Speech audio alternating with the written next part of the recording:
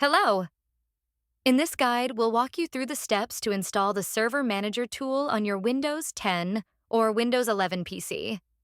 Server Manager is typically used for managing servers and their roles remotely, but it can also be installed on a regular Windows machine through the Remote Server Administration Tools RSAT.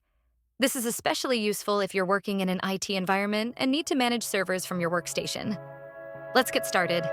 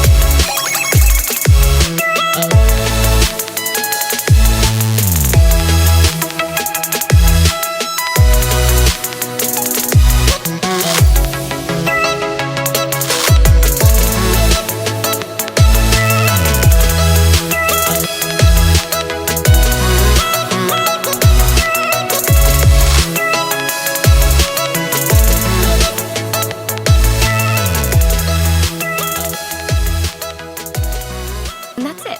You've successfully installed Server Manager on your Windows 10 or Windows 11 machine. Now, you can manage your servers directly from your desktop. If you have any questions or run into any issues, feel free to drop them in the comments. Thanks for following along, and good luck with your server management tasks.